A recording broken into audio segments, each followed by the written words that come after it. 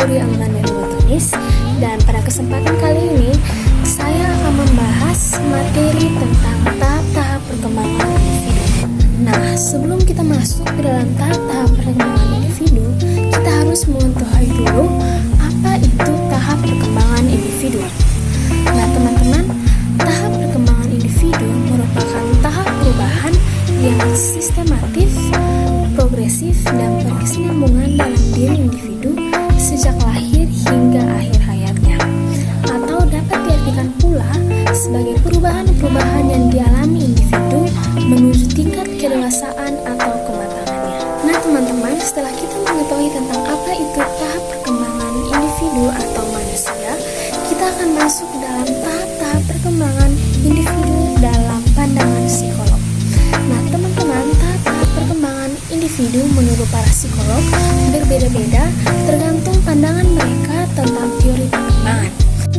Nah, teman-teman, ahli psikologi yang pertama yaitu Rousseau.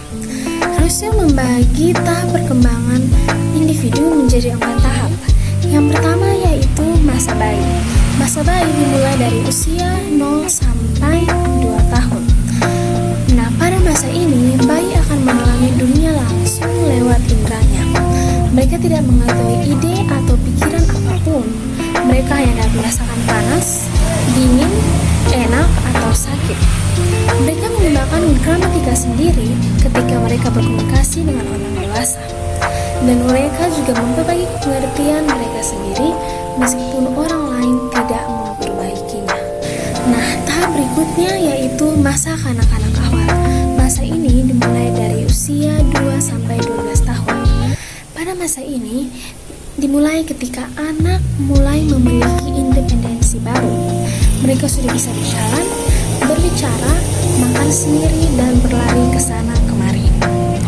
Nah, anak masih melekat pada hal-hal yang konkret.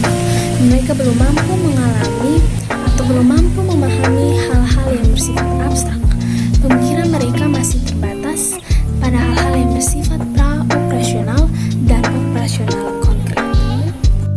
Tahapan yang ketiga yaitu masa kanak-kanak akhir. Nah, masa ini dimulai dari usia 12 sampai 15 tahun.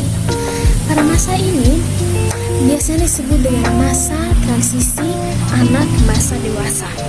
Nah, anak berada pada tahap prasosial di mana anak hanya memperhatikan apa yang berguna bagi dirinya sendiri dan mereka tidak peduli terhadap hubungan mereka dengan orang lain, dan mereka tidak menjaga hubungan dengan orang lain. Yang keempat yaitu masa dewasa. Nah, masa ini dimulai dari usia 15 tahun sampai akhir hidup. Pada masa ini anak mulai merasa malu berhadapan dengan lawan jenis karena kesadarannya terhadap perasaan seksual yang mulai meningkat. Mereka lebih membutuhkan orang lain.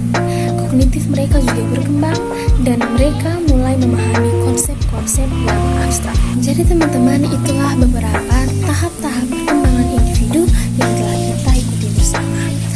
Nah, ini adalah akhir dari video saya. Saya berharap video ini dapat berguna dan bermanfaat bagi kita semua. Sampai jumpa.